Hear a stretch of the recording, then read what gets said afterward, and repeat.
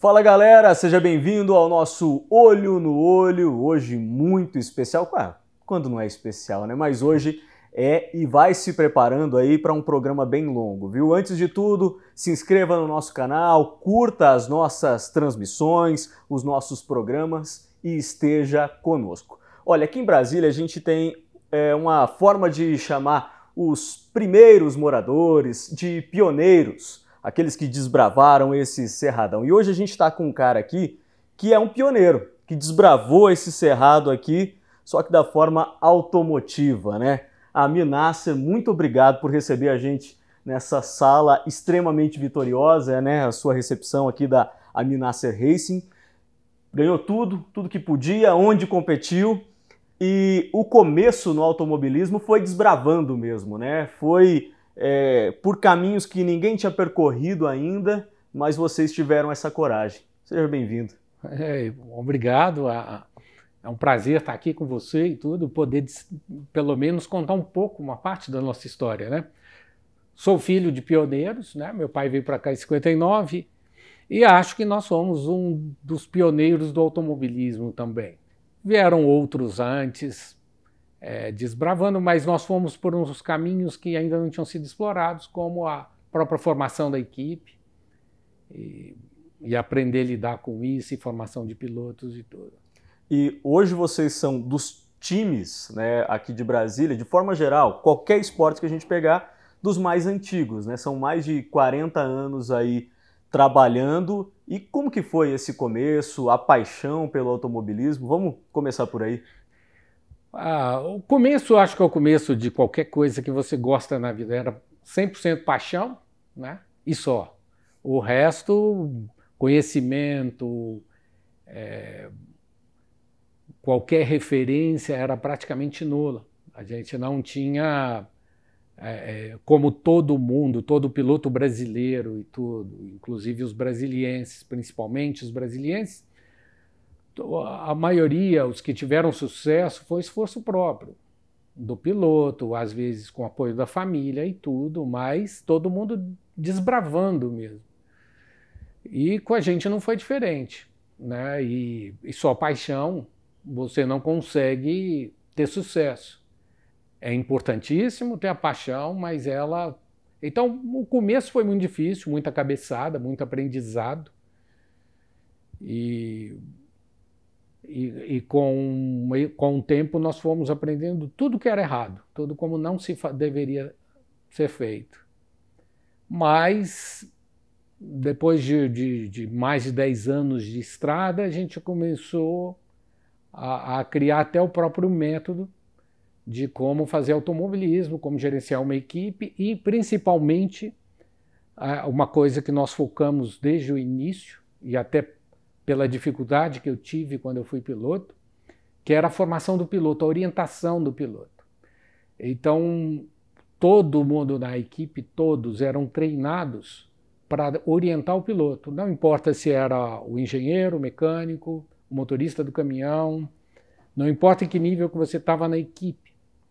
Todo o trabalho era em função do piloto, e não um trabalho de você ser uma babá de piloto, nada de... Não, uma maneira de orientar o piloto. Todo instante que ele estivesse aqui ou estivesse sob a nossa guarda, a maioria deles menor de idade, nós tínhamos a obrigação de estar orientando o tempo inteiro, de alimentação a comportamento, de como ganhar um carro de corrida mais rápido, até como respeitar a equipe.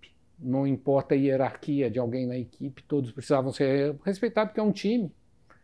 E você não ganha sozinho, você ganha com o time. Então, a importância de quem aperta a sua roda, a importância de quem abastece seu carro, a importância de quem está analisando sua telemetria, falando com você no rádio. Então, era assim, eu considerava aqui realmente uma escola e uma universidade para formação de pilotos, engenheiros e mecânicos para o automobilismo. A formação de equipe, né, como um todo, foi o que você fez e faz, né? Uhum. Porque vocês pararam nas pistas, pelo menos por um tempo, né? Infelizmente, a gente queria ver carro, mas o trabalho continua, né? Continua. Até é bom para a gente tocar nesse assunto. Qual que é o trabalho hoje da Amir Nasser Racing? Hoje o foco maior está em consultoria, né? A consultoria, assessoria a pilotos e tudo, acompanhamento de carreira, trabalho com patrocinadores, com parcerias comerciais e tudo. Aí ele está mais focado nessa área do que o que foi mais tradicional ou o que dava mais visibilidade para a gente, que eram os carros na pista, né? Mas sem autódromo, já são 7 anos sem autódromo, isso inviabilizou a equipe. Porque para você ter uma equipe competitiva e ao mesmo tempo ela rentável, a maior parte de um custo de uma equipe de Stock Car é logística. É logística e mão de obra. A logística ela custa até mais. Então, se você perde nós tínhamos 2 corridas por ano em Brasília, em 12 corridas de Stock Car, isso é significativo. A mesma coisa na Fórmula 3 Sul-Americana. Sem corrida em Brasília, já começa a dificultar, porque Brasília tem suas particularidades, é uma cidade mais cara, mais difícil, tudo é muito mais complexo do que você morar no interior de São Paulo, no interior do Rio, ou Curitiba, ou Paraná, onde estão a maioria das equipes. Mas a gente nunca abriu mão da equipe ser aqui. O orgulho de ser brasiliense, candango, filhos de pioneiros, e isso tudo, até hoje a gente leva isso com a gente. E nós chegamos a ser realmente um polo de automobilismo no Brasil.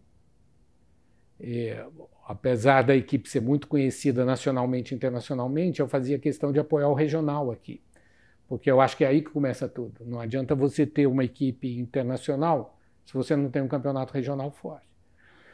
Então, com o autódromo paralisado nesses 7 anos, são mais de 5 mil empregos diretos que foram perdidos, e você fica sem poder, você perde todo aquele poder de vir renovando, vir ensinando, vir orientando. Nós fizemos muitas parcerias com a NB, com o CEUB, com universidades, eram oportunidades para os novos engenheiros. Alguns ainda estão no automobilismo, que passaram por aqui, outros usaram o aprendizado aqui para seguir carreira na indústria e tudo, isso é uma coisa que te dá muita satisfação. Mas, infelizmente, sendo bem sincero, é o que mais me dói hoje. Eu ainda recebo currículos de recém-formados e, assim, eu fico tão triste de falar, pô, em nenhum momento eu não consigo te atender.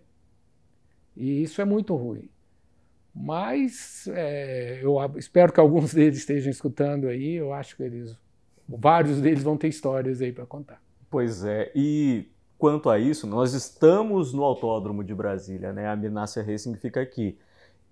O autódromo paralisado, aquele sonho, né? A cada gestão uma nova promessa a respeito de reforma, planos que se colocam. A gente teve recentemente, a gente até publicou a respeito de um convênio entre Terracap e BRB, plano de trazer Stock Car aqui para o fim do ano, ainda nesse ano de 2021, mas por enquanto tudo na promessa. Dentro disso, a minha pergunta nós vivemos um vácuo desde o Felipe ainda está na ativa, ainda bem, muito jovem, tem muito tempo ainda, mas e os outros pilotos? E a renovação dessa safra, e a construção, e a formação de pilotos aqui em Brasília? Sem autódromo, o desafio é maior? Eu diria que é impossível. Como você fecha a UNB amanhã por 7 anos. Quem que você vai formar com 7 anos de universidade fechada? Você não vai formar ninguém. Então, eu não posso reclamar. Eu formei muita gente, trabalhei com mais de 200 pilotos nessa faixa etária dos 15 aos 22 anos. Formei muita gente. Tenho pilotos na Indy, na Fórmula 1, na Fórmula 2, ainda espalhado boa parte aí. Alguns que já até aposentaram e são grandes amigos, mas é triste porque o autódromo paralisado, você tirou a oportunidade desses meninos que sonham, que têm vontade, que têm o talento para irem longe no automobilismo. Você tirou toda a oportunidade já são 2, 3, quase 3 gerações já de pilotos sem escola, e a gente aqui tinha toda a parte Você tinha do jardim da infância ao ensino fundamental até a universidade, você tinha tudo. E hoje você não tem nada. Então, para mim é impossível você ter pilotos de Brasília se despontando sem o mínimo, o básico, que é um autódromo, que é onde você... o automobilismo não é diferente de nenhum outro esporte, de nenhuma outra profissão. Você não vai fazer automobilismo correndo só final de semana. Na verdade, se você não for trabalhar ou for estudar de segunda a sexta, você não vai chegar em lugar nenhum. E para você fazer isso, você precisa de uma área própria para isso, que é o autódromo. Então, sem o autódromo, sem a gente poder dar aula, e a aula ela é prática, no caso do automobilismo, você tem que ir para a pista. O piloto tem que dar voltas, cada volta é um aprendizado, é orientado, vai de novo. Não existe outra maneira de fazer. Não existe. O simulador, por mais que hoje seja uma ajuda e tudo, mas ele não cobre essa aula prática aí, nem, vou exagerar, 5% do que um piloto precisa. O máximo ele vai aprender a pista, algumas coisas, mas os simuladores ainda estão muito distantes da realidade. E a não ser que você queira ser um piloto de simulador. Era isso que eu ia falar. Mas para a realidade está muito longe. Você não substitui, não tem nada ainda que você consiga substituir o piloto dentro do carro, dando voltas e aprendendo, porque é muita coisa, é muita informação e não tem jeito. Não adianta eu ficar numa sala 8 horas por dia explicando para o piloto o que ele tem que fazer, ele não vai lembrar de tudo na hora que ele estiver dentro do carro. Então é assim, o autódromo, enquanto não voltar ativa, vai ser difícil ter pilotos de Brasília despontando. Vocês por muito tempo trabalharam também no desenvolvimento, né? A aerodinâmica dos carros, treinando. Faz falta isso também? A gente vê, por exemplo, Stock Car.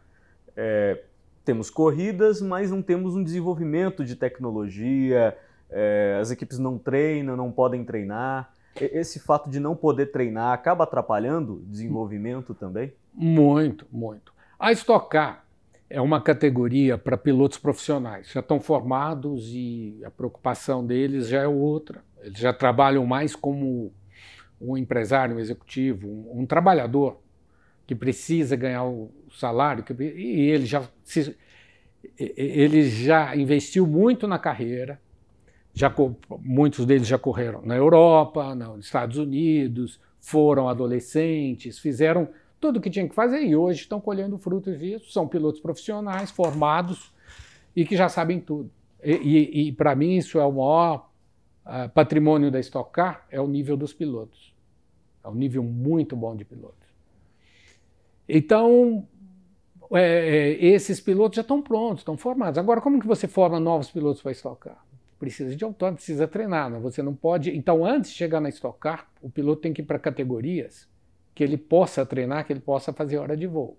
Isso começa do kart, mas depois vem outras categorias, principalmente de fórmula, que permite treinar e precisa passar por isso aí, se ele quiser ser bem-sucedido na Stock Car. E em termos de construção, renovação, o último grande desenvolvimento da Stock Car, a última grande novidade foi o nosso que colocamos na Stock Car, que foi a telemetria mesmo, aquisição de dados e telemetria, e que tinha uma resistência muito grande. Nós éramos representantes da maior empresa, da empresa que começou com isso, popularizou a parte de aquisição de dados e telemetria para o automobilismo. E nós éramos representantes desde 92.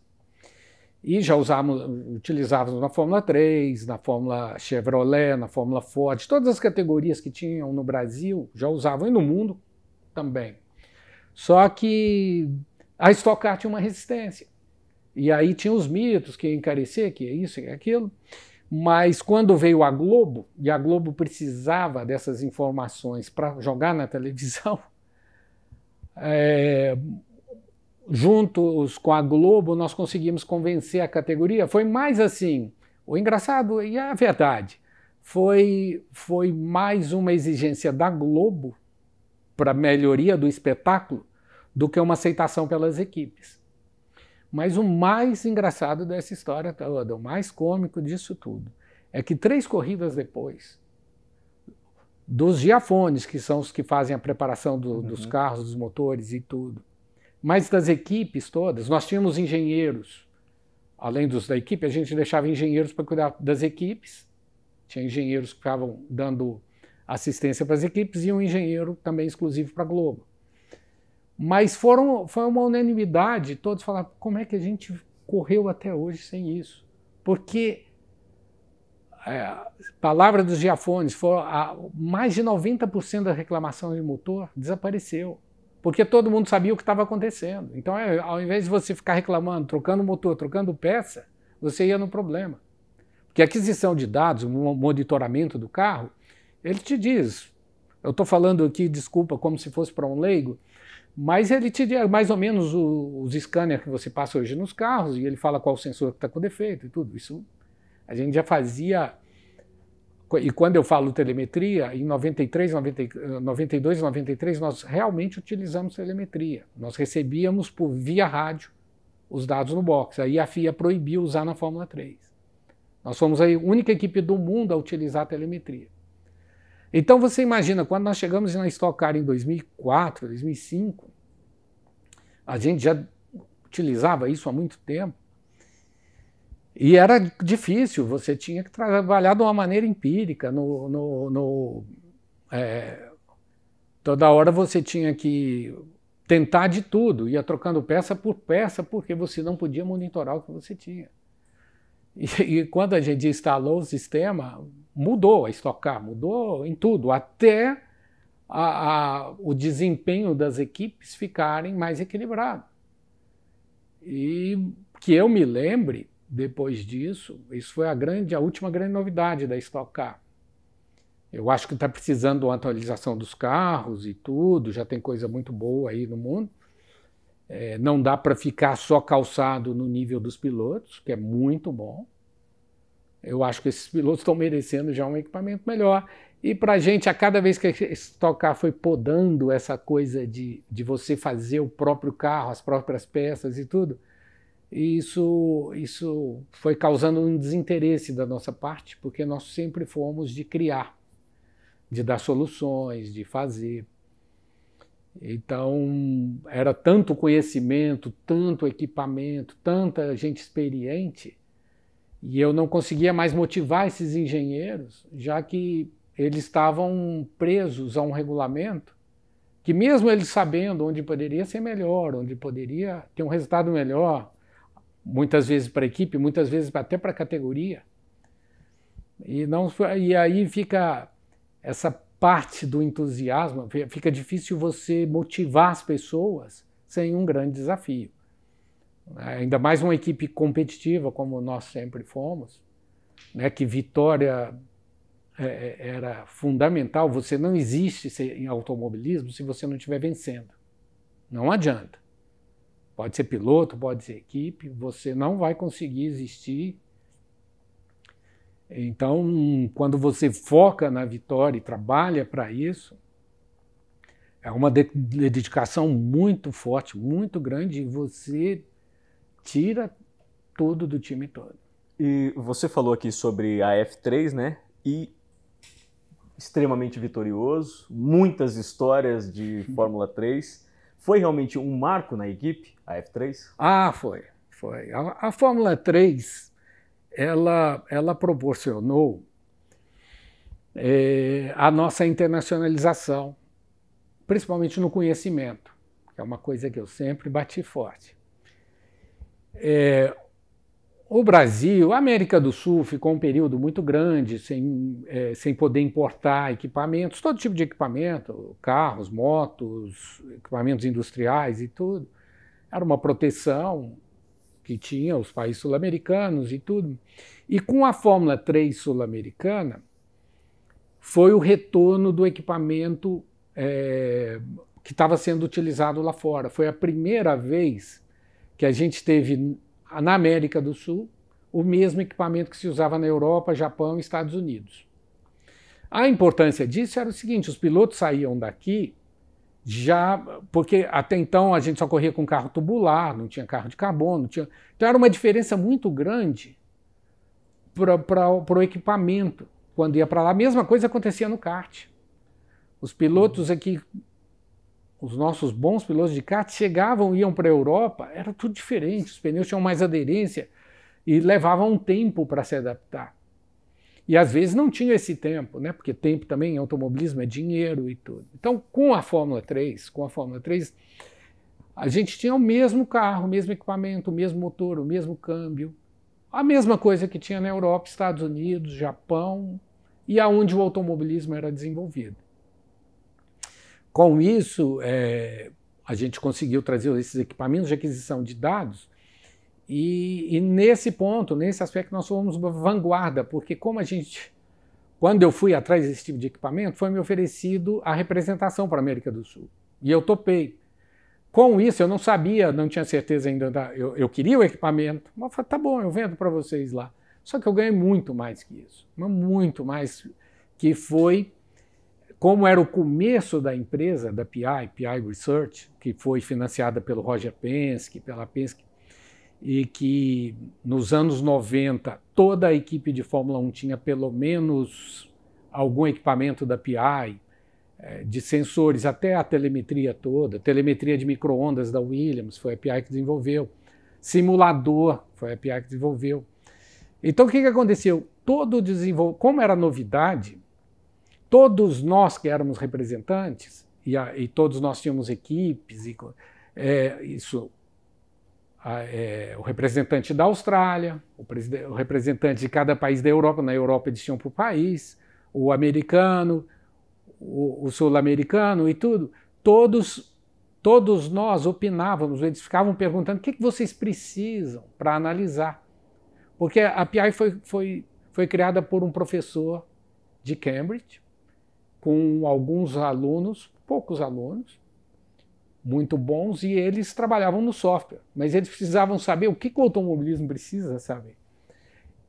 E com isso a PI fazia seminários, todo ano tinha seminário, e nesse seminário você sentava com o pessoal de Fórmula 1, de Fórmula Indy, e apareciam coisas maravilhosas. Era muita gente inteligente, e muita gente aqui, e vinham canais matemáticos, vinha uma série de coisas, e a equipe aumentava o conhecimento de uma maneira, assim, aquilo estava acessível, não vou dizer, era de graça, a gente não precisava pagar por aquilo ali, mas estava ali junto com o que tinha melhor do automobilismo do mundo.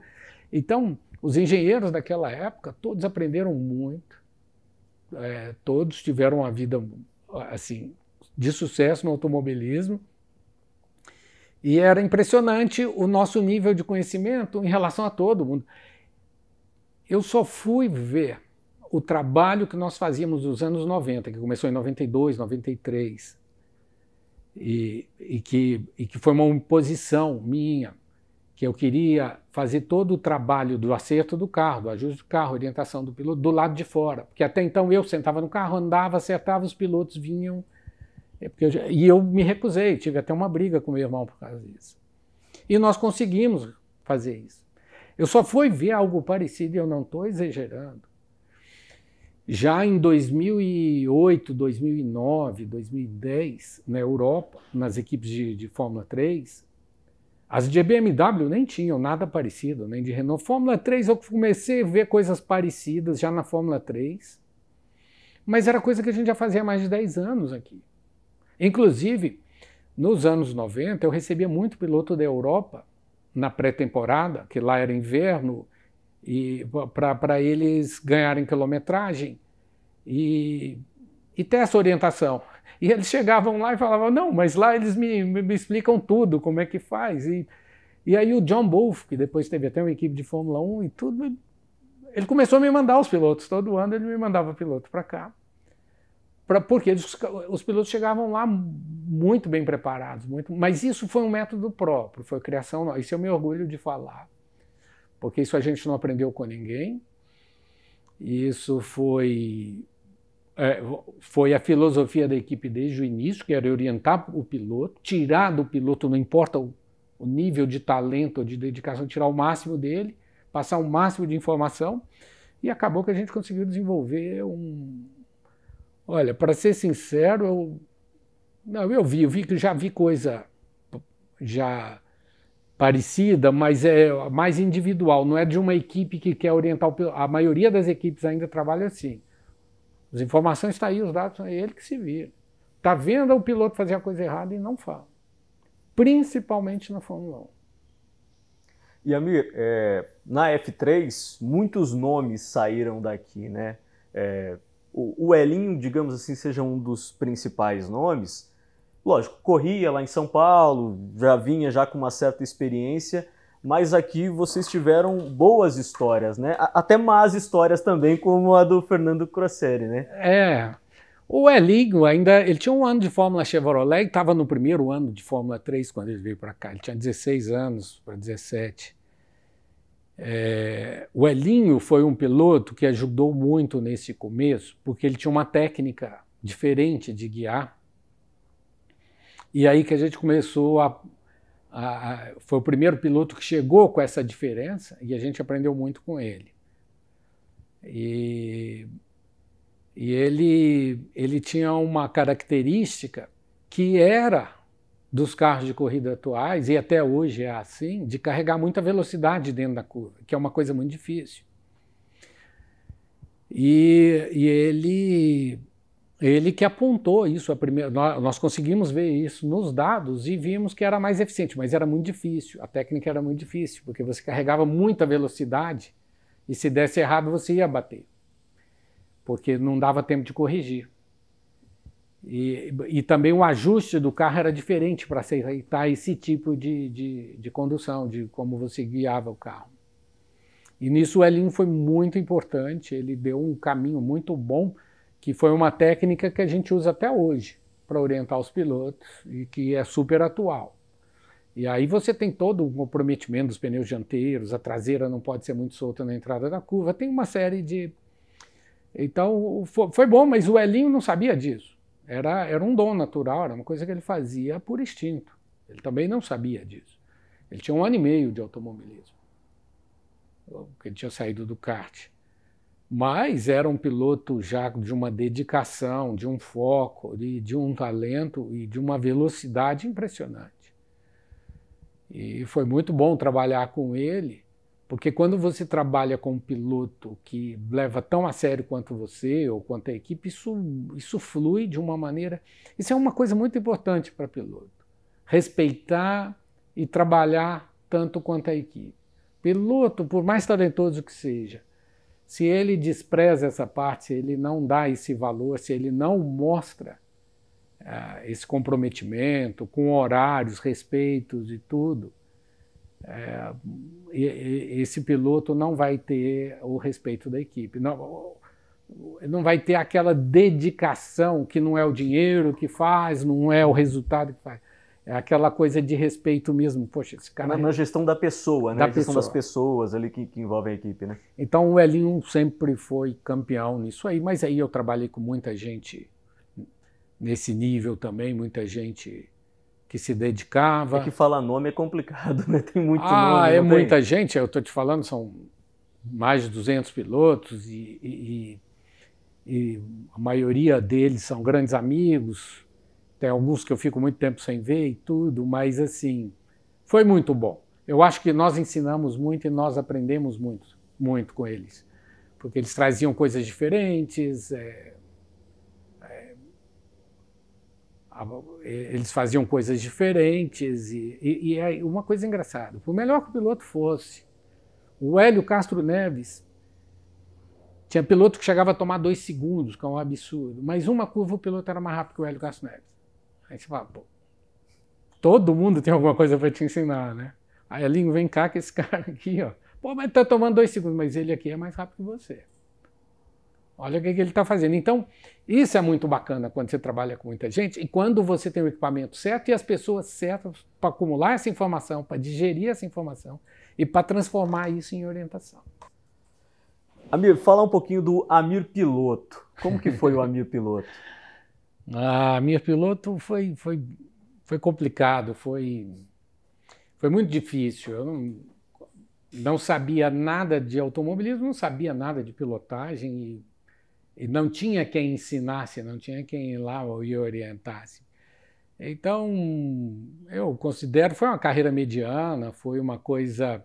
Eu acho que a gente fez até... Eu fiz algumas coisas como piloto que, para quem saiu do nada ali, sem saber nada, mesmo até disputei alguns brasileiros bem e tudo, campeonatos brasileiros de kart, né? Mas toda vez que mudava de categoria era um aprendizado novo, porque tinha aquela resistência de não correr numa equipe já montada. Então, quando eu fui correr de Fórmula Ford, eu montei a própria equipe, mas de novo, sem saber o que estava fazendo, a experiência que eu tinha era no kart, não peguei nenhum mecânico experiente da Fórmula Ford, de nada. Então, se por um lado complicou minha carreira de piloto, né? Porque ficava até tarde trabalhando no carro, no dia tinha que acordar cedo, você estava cansado, não alimentava direito. Tudo que não se deve fazer, aquilo que eu falei, essa parte de piloto, a minha fase de piloto e depois a primeira fase como equipe, foi só dando cabeçada, foi sem saber o básico do básico. No mínimo você tem que estar descansado para no outro dia poder render o que você sabe. Eu não lembro qual foi a corrida de Fórmula Ford que eu dormi a noite inteira, ou que eu dormi a quantidade certa, ou que eu me alimentei bem durante o final de semana. Então, foram fases muito difíceis, mas assim, de um aprendizado maravilhoso. Muito rico, muita informação, porque aí a gente estava aprendendo mesmo, né? Não estava copiando, nem deixando alguém fazer por nós. E quando eu falo a gente, nós, não sei o que, eu e meu irmão, principalmente, o Samir, fizemos tudo junto, no automobilismo. E foi muito bacana, foi divertido, foram momentos muito... Mas eu ficava muito nervoso, porque nunca sabia o que ia dar certo, o que não ia dar, justamente por você não dominar o que está fazendo, né? Mas foi bacana, foi maravilhoso, e com isso, com esse aprendizado, né? Depois eu corri de Fórmula Ford aqui com a própria equipe, fui correr na Inglaterra, aí foi a primeira vez que eu corri numa equipe que não era minha, aí que eu comecei a ver as diferenças, aí que eu comecei a notar o quanto era importante você orientar um piloto ou trabalhar em função do piloto. E aí eu já não tinha o mesmo tratamento dentro da equipe, era uma coisa complicada. E quando eu voltei da Inglaterra, aí já com uma bagagem bem maior, até porque eu tive uns momentos de sorte na minha carreira de automobilismo, não só como piloto, como dono de equipe, como profissional de automobilismo. Uma delas foi esse ano, em 87, quando eu estava correndo na Inglaterra, a Reiner, que dominava a Fórmula Ford 2000, estava entrando na Fórmula 3 e tudo, resolveu fazer o Fórmula Ford 1600, que na verdade foi uma equipe que convenceu. A Reiner tirou as asas, adaptou o carro para a Fórmula Ford 1600, e nesse momento eles não tinham piloto, todo mundo queria andar de Van Diemen. E quando você vai para uma situação dessa, você tem os dois lados. Você tem um carro que tem que desenvolver, aprender, testar muito, e eu tive essa oportunidade. Por outro lado, em certos momentos você não é competitivo porque o carro não foi testado o suficiente. E Brands Hatch, quem fez o festival, sabe, Brands Hatch, às vezes chove, mas muitas vezes nem chove, fica aquela garoa de madrugada e de manhã fica úmido, a pista ela não seca. Vem o sol e ela não seca, e fica um sabão. E os Reiner andavam muito mal nesse... Eles eram muito bons no seco, mas no molhado, no úmido, imagina, um Fórmula Ford 1600 deveria ter uns 120 cavalos, 140 cavalos, patinava, distracionava na reta, de tão duro que o carro era. O carro tinha outra concepção, usava pneu slick na Fórmula Ford 2000. Mas eu conheci o Adrian Fernandes, que fez parte da minha equipe. O Adrian Fernandes correu na Fórmula Indy. Conheci o Alain Menu, que chegou a ser piloto de teste da Williams na Fórmula 1. Foi a estreia do Mika Häkkinen na Inglaterra. Então o Ed Irvine estava nesse campeonato. Foi muito bom, foi um aprendizado bom. E quando eu voltei para o Brasil, o carro que era feito no Brasil, que era construído no Brasil e eu acabei ficando amigo do construtor, que era o Joel, que trabalhou na Copersucar, era um dos mecânicos da Copersucar. O Joel era uma pessoa maravilhosa, ele era semi-analfabeto, até no máximo assinava o nome, mas de uma inteligência, de uma sabedoria, sabia construir, entendia de material, e ele fez um Fórmula Ford do zero copiando o Reiner. Só que ele tinha copiado o Reiner anterior, não o Reiner o atual que eu corri na Europa, na Inglaterra. E eu tinha ficado muito amigo dele aqui na época da Fórmula Ford. Eu ficava dentro da oficina, eu fiz meus carros junto com ele. Ele era um dos poucos pilotos que ele deixava ficar lá dentro. E eu ajudava ele no dia a dia, e ele me ajudava, e ele acabou falecendo. Mas antes de falecer, ele avisou a esposa que o dia que eu quisesse eu teria um carro lá, a preço de custo e tudo. E quando ele faleceu, ela me falou isso. Eu voltei da Inglaterra, fui procurá-lo, ele tinha falecido. E eu fiz esse carro. Só que eu fiz esse carro já com as ideias novas do carro novo, do Adrian Reina.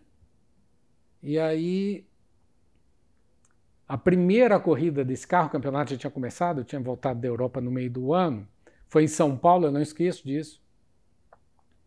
O Christian Fittipaldi já tinha começado a correr, e o Wilson Fittipaldi,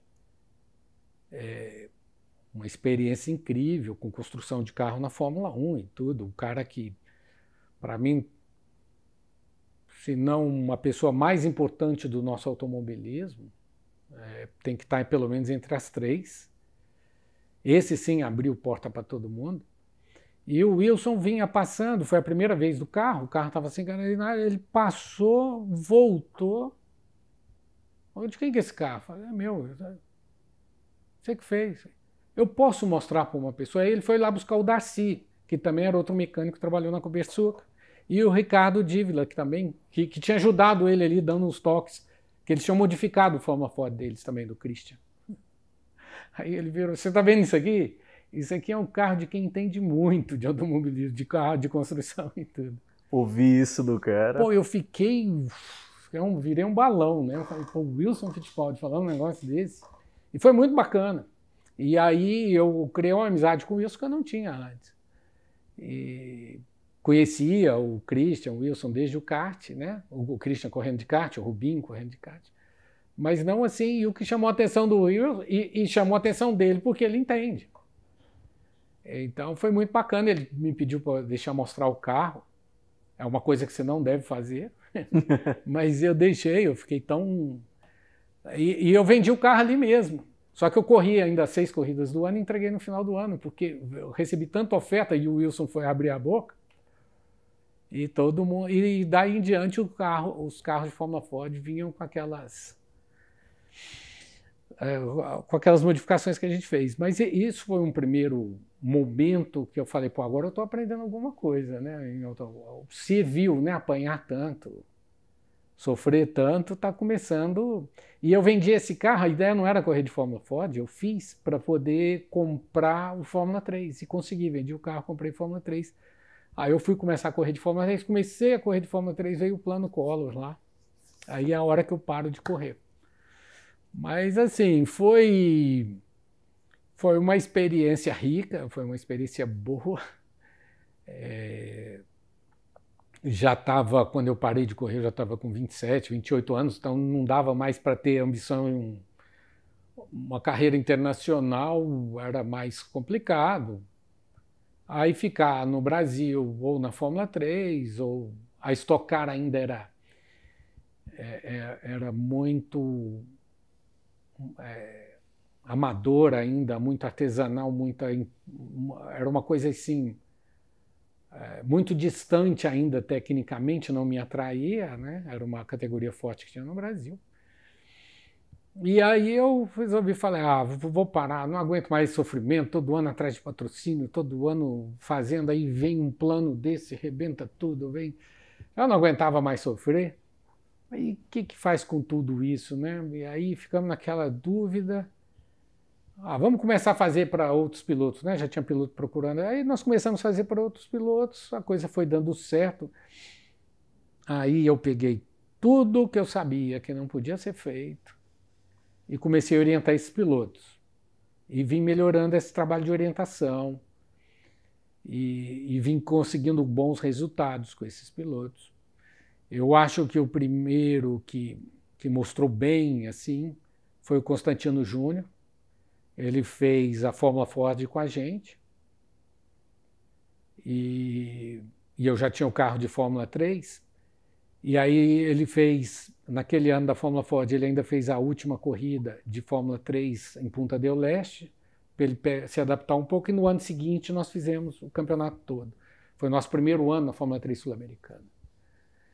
E nós estreamos com uma vitória. O Constantino ganhou a primeira corrida, um baita de um piloto, sempre foi muito bom. Acho que o Constantino viveria muito bem como piloto profissional, mas era uma pessoa muito dividida.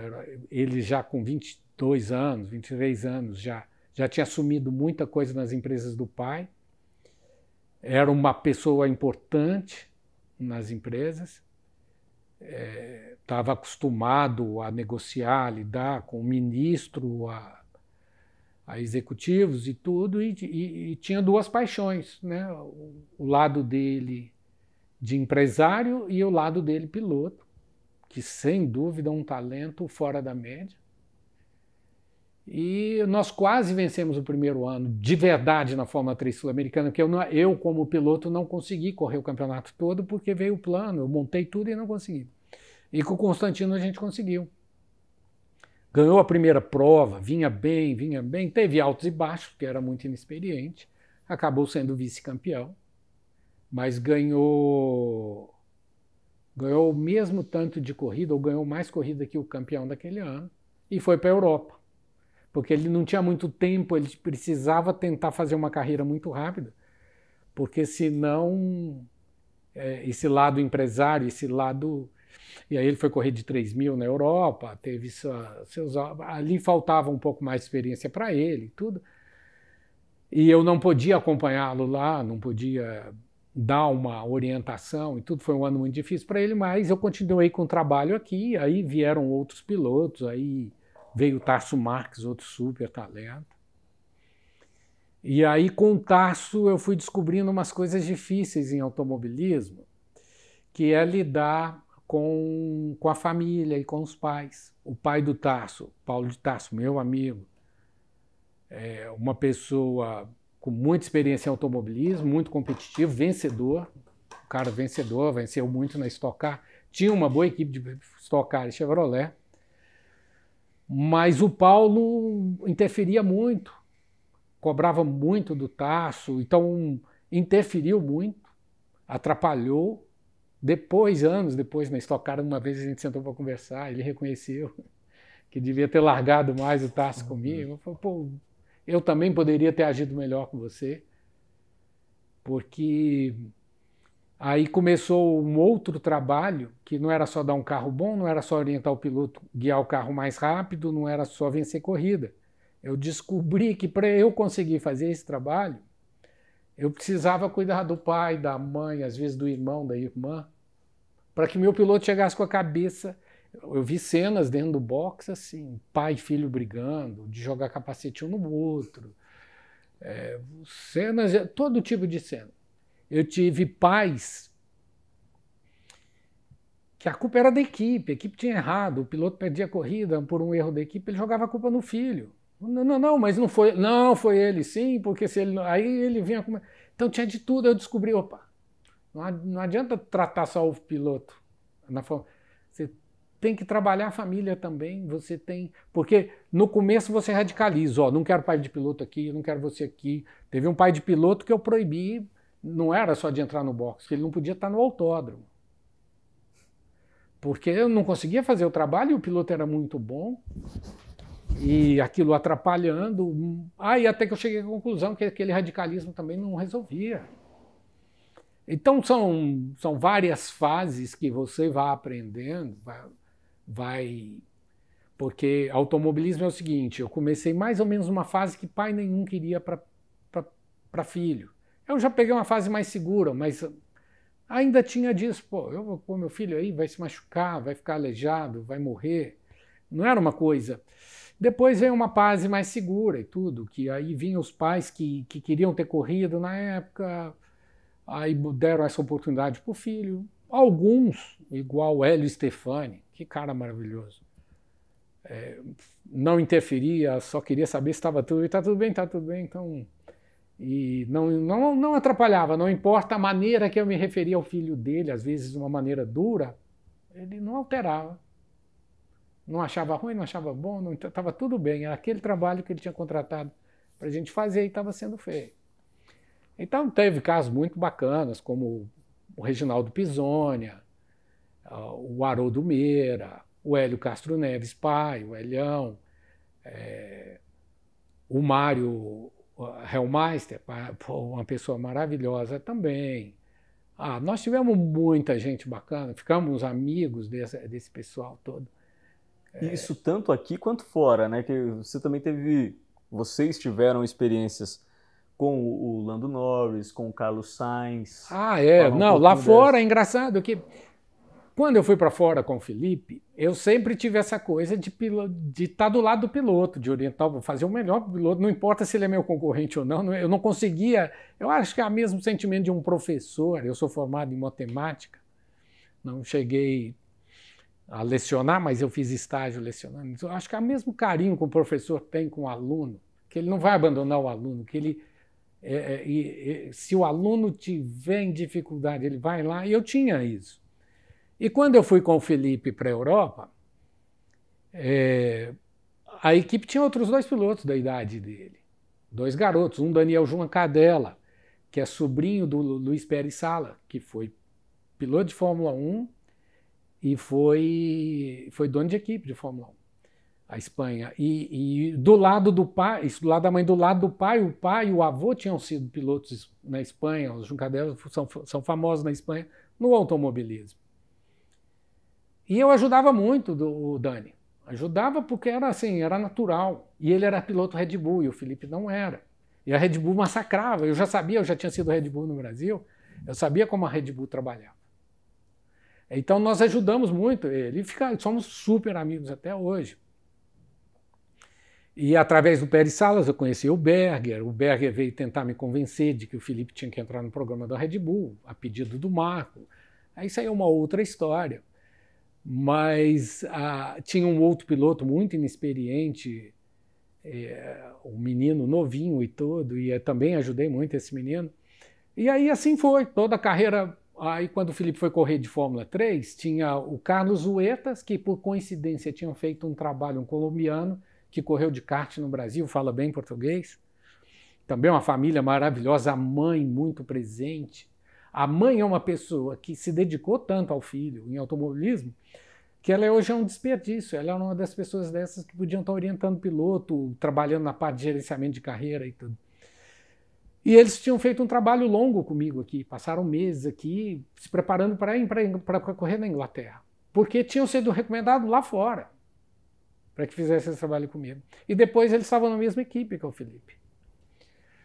Então, e o Daisuke Nakajima, filho do Satoru Nakajima, outro menino maravilhoso, e que eu acabei fazendo um trabalho ali, eu ia muito para a pista e observar e tudo, e o Daisuke, como todo bom japonês, ali com uma coragem acima de... Então o carro não fazia, tinha um problema, não passava, mas ele não queria saber, ele ia tentar, rodava, tentava... Era uma maneira diferente de trabalhar. Era uma maneira dele dizer que o carro não fazia. Já o Felipe e o Carlos Huertas, eles falavam, não faz. Se eu for fazer, vai bater, vai rodar. O Daisuke não, ele ia lá e batia. Mas, assim, foi muito bom. O pai dele depois agradeceu e tudo. E quando ele veio para o Brasil, passou umas férias aqui com a gente. E todas as vezes que nós fomos ao Japão, ele recebia a gente lá. Foi muito bacana. Mas aí depois, quando o Felipe fez a Fórmula BMW, que ele venceu, já algumas etapas do mundial, da Fórmula BMW, que eram todas preliminares da Fórmula 1, eu conheci o Carlos Sainz, o pai e o filho, e o Kvyat, o Dani Kvyat. Porque eles iam correr nessa equipe, eles já eram Red Bull, e eles iam correr nessa equipe que o Felipe estava ganhando o campeonato. E aí a gente criou uma amizade, principalmente com o Sainz.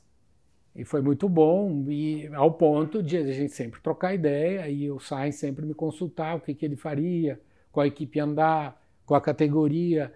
E isso foi até a gente chegar na Fórmula 1 e a gente conversando na Fórmula 1. É um cara que lamentou muito, o Felipe não acredita que o Felipe está fora da Fórmula 1, porque ele sempre viu no Felipe o espelho para o filho dele, o que deveria seguir, porque o pai vinha do rally, uma pessoa muito bem relacionada, uma pessoa de uma postura maravilhosa e tudo, e ele tinha todos os contatos, mas não dominava a parte de autódromo, de corrida ali no asfalto e tudo. E tinha inteligência para aprender, para perguntar, para consultar. Ele não era bobo, nunca foi. Tanto que o filho está na Ferrari hoje, com todos os méritos. Então, eu fiz muita amizade com essa coisa de orientar, de conversar, de trocar ideia com o Jonathan Palmer, pai do Julian Palmer. O Kevin Magnussen tinha um carinho especial por ele, porque ele era o grande competidor do Felipe dentro da Carlin, os dois brigando o campeonato e uma cobrança muito grande da McLaren, que ele já era piloto McLaren e tinha engenheiros da McLaren lá. E o Kevin se frustrava muito, chorava. E ele tinha uma cobrança enorme e não tinha ninguém ali para parar aquilo. Pô, você vê um garoto de 17 anos sofrer daquele jeito, não dá para passar assim, 17, 18 anos e deixar. Então, acabou que até hoje ele me vê, quando a gente conta, tem um carinho assim, porque ele, acho que fica aquele negócio, pô, lá quando eu estava em dificuldade, ele nem desprezou, nem me sacaneou, pelo contrário, ele me ajudou. Então isso eu acho legal. E isso você vai fazendo amizades, você vai ganhando o respeito das pessoas. E é bacana porque você mantém esses contatos. O nosso mundo do automobilismo ele é muito pequeno, o nosso universo é muito pequeno. Mesmo quando você pega em relação ao mundo todo. Então, o automobilismo americano, o automobilismo europeu, o automobilismo japonês, você encontra muita gente, muita cara conhecida. Aí você sai do Índice, vai para a Fórmula E, está todo mundo lá. Porque não tem tanta gente assim. Esse universo não é tão grande assim. Então, é muito legal. Isso é uma coisa que demora para aprender. É muito simples hoje para algumas pessoas, mas para quem está começando, para quem está tentando uma carreira, ou carreira internacional, isso é fundamental. Isso é fundamental a pessoa ter alguém orientando nesse aspecto. E dentro disso, vocês têm uma ligação, a família Nasser, com a família Drugovich, que vem de anos. E hoje nós temos aí nossa grande esperança, o Felipe Drugovich. Também existe um trabalho com ele. Existe, desde que ele começou a correr de kart. O primeiro kart do Felipe Drugovich era um kart do Felipe. Nós temos uma família de automobilismo também, entende muito de automobilismo, sabem o que estão fazendo e tudo. E nós sempre trabalhamos juntos, eles, quando estavam na Fórmula Truck, a gente dava assistência para eles, parte de aquisição de dados, telemetria e suspensão. Depois eles, com a gente na Fórmula 3, mais do que patrocinador, eles participavam, eles construíam peças para a gente, ajudavam no desenvolvimento, ajudavam na criação. E me ajudou muito na carreira do Felipe e hoje eu ajudo na carreira do Felipe Drugovich. Como você falou, talvez hoje o brasileiro na melhor posição de chegar na Fórmula 1. Eu acho que o Felipe Drugovich está bem preparado, ele mostrou isso ano passado. É muito importante quando você mostra porque veio rápido, igual ele mostrou, ele já chegou na Fórmula 2 vencendo. Todo mundo sabe que não deu tempo dele fazer quilometragens na Fórmula 2. Então isso mostra o tanto que ele está bem preparado. Essa preparação não começou ano passado, começou lá atrás, quando nós decidimos que ele ia correr na Europa de kart, que ele ia morar lá. Ele hoje domina bem o italiano, o inglês, fala muito bem inglês, fala um pouco de alemão. Tudo isso para você viver nesse mundo é muito importante. E passou por boas equipes, vem num trabalho muito bem feito, muito bem orientado e está chegando lá também. Hoje seria a minha grande aposta para o futuro do Brasil na Fórmula 1. E seja o que acontecer com o Felipe Drogovic, ele tem espaço em qualquer categoria de ponta do automobilismo mundial hoje, pelo que ele já fez e pelo que ele é mesmo. Aquele negócio, você já sabe. Eu conheço ele desde que nasceu. Eu lembro do Felipe Drogovic andando de patinete, de uma motinha que eu tinha aqui para os meus filhos também. E depois do kart, os primeiros passos. Você sabe que é um talento nato. Entre você saber e o mundo, demora muito. Foi o mesmo caso do Felipe, o Nasser. Quando ele chegou vencendo na Europa, da onde que veio? Até o Brasil se perguntava. Porque quem viu o Felipe correndo no Brasil, viu correndo de kart. Quantas pessoas viram? Um kartódromo? Não é muita gente. E aí, a hora que aparece, parece uma grande surpresa, né? Mas não é. Você que vem acompanhando, você já sabe.